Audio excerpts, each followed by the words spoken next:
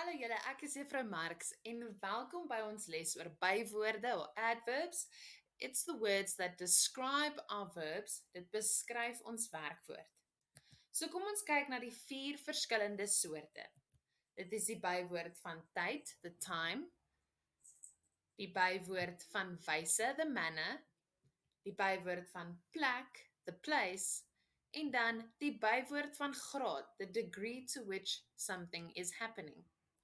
So waar gebruik ek hierdie woorde? In stompie natuurlik. So kom ons kyk waar presies hierdie woorde inpas. Let's take a look as to where these words fit in to stompie.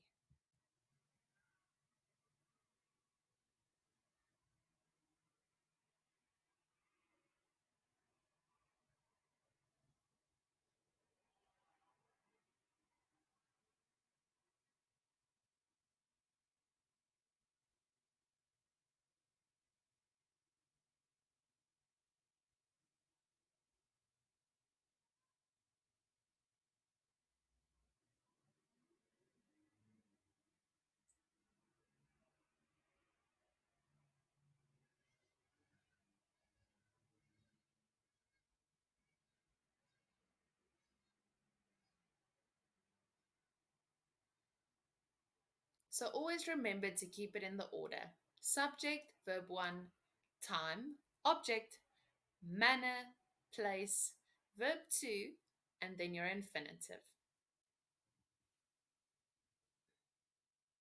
So basically what we've just seen in the video is that die bywoord van tyd tells us when something is happening, wanneer. So gister, vandag, gou, onmiddellik, later en dikwels.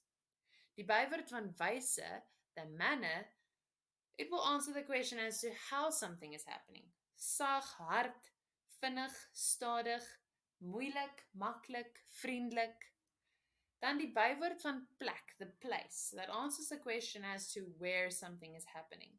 Binne, buite, bo-op, onder, hier, iewers, ergens en nêrens. Bywoord van graad, it's basically the degree to which something is happening. So heeltemal, baie, min, bietjie, lekker en goed. So let's take a look at a few sentences, identify the adverbs, and then also name them. So sin nommer 1. Die man loop vinnig oor die straat.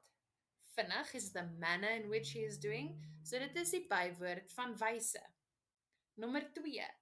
Ons leer vandag van bywoorde. Vandag shows time, so dit is die bywoord van tyd. Dan by nommer 3. Ek moet binne die huis bly as dit koud is. Binne is the place, so dit is die bywoord van plek. Nommer 4. My ma het heeltemal, completely vergeet dat ek stout was. And that's the degree to which she forgot. So dit is die bywoord van graad. En nommer 5.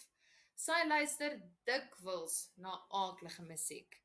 So dikwels is the amount of times that she listens to it, so dit is die bywoord van tyd.